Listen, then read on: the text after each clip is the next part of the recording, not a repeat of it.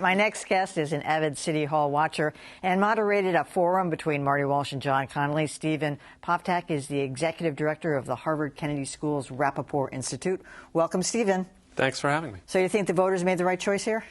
Well, that's really up to the voters. I think I think it's an exciting new chapter in Boston's history, and I'm looking forward to see what Mayor Walsh does. Yeah, it's really a daunting task when you think about it, because you've got to be the leader of everybody at City Hall, all 600,000 citizens of the city of Boston. Everybody's looking for change, instant and dramatic. But how do you prioritize?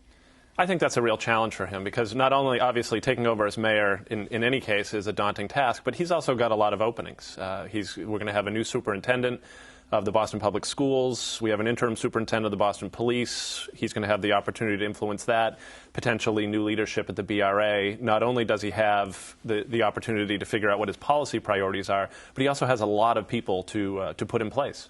He's not beholden, but he probably owes a little something to Charlotte Golar-Ritchie, Felix Arroyo, John Barros, who supported him after they ran for mayor. They were with him last night.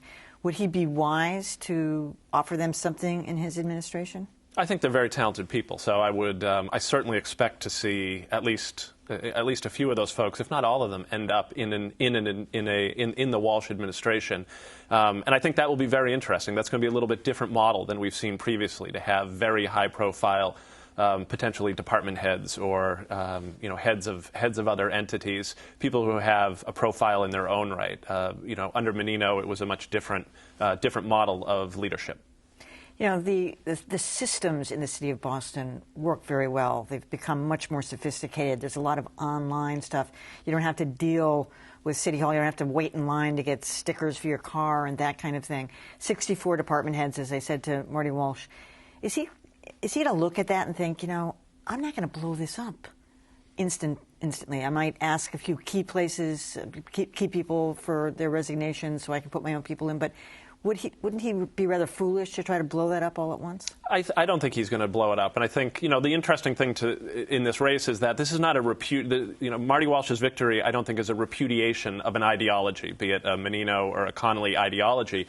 I think it's a transition in leadership, and I don't think a Walsh administration will blow that up. I think they might bring some new thinking to it, and I'm curious to see what they'll do. It's interesting because he's a politician who knows everybody, not just at the State House level, but as we could see when we were campaigning with him, all the way down. He knows the neighborhoods extremely well. But still, it's a challenging learning curve, because people are going to be instantly seeking access, and just prioritizing is tough. Absolutely, and he's moving from a legislative background into an executive background, and I think there's going to be a learning curve there. And I think he's also going to be held to probably an unfair standard. Yeah. Given, I think, the first time it snows, I think we're going to all recall the fact that the pavement never got covered here in Boston under the previous administration. So I think there's, I certainly think there's going to be some growing pains as we go, but I'm curious to see what happens. Well, he's going to be held to the standard of all these sort of cliched metrics, like the first 100 days, the first year in office. I mean, MiniNo hasn't been measured by those standards in 16 years, if he ever was. That's true, and in fact, I actually tried to find the MiniNo transition plan, and the Boston Public Library doesn't have it. None of the facilities I have. It was done so long ago. It was done in, it was done in 1994. No one actually has it. But I think, I think it is going to be different. I think people are going to be watching very closely in the first 100 days, and I think it's a challenge. Walsh put out a lot of detailed policy plans with a lot of new initiatives, interesting initiatives, but I think any mayor is constrained by the fact that there's a limit to the amount of revenue that a mayor can raise. I mean, you're essentially constrained by the property tax. No one expects state aid to change. There's a limit to your resources that may limit the ability to realize some of these initiatives. I think back to some of the kind of rookie mistakes that Deval Patrick made right after his inaugural, and the intense media scrutiny that was on all of the, Deval, DeVille, and the curtains in the office and that kind of thing. Will the same kind of thing happen to Marty Walsh?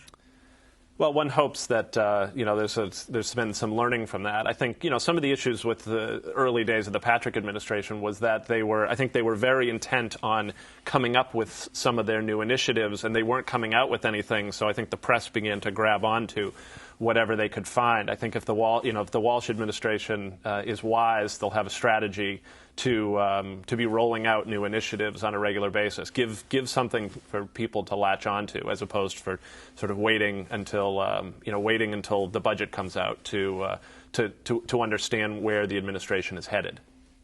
Tom MiniNo has had a number of very low-profile wingmen at his, fingertips for many, many years. People that, I know their names, but most people don't.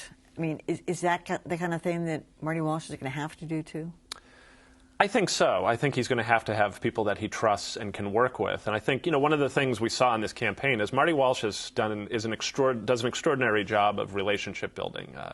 You see him out on the trail, and he's he's always accompanied by a group of, I caught up with him in Hyde Park yesterday, and he had a couple state reps with him and a former state rep with him. I think he's got people that he trusts, and he seems to be someone who's able to build those relationships. So I think in terms of who he has staffing, I think it'll be very interesting. Well, we'll be watching him probably relentlessly. Absolutely. All right, Steven Poftak, thank you so much.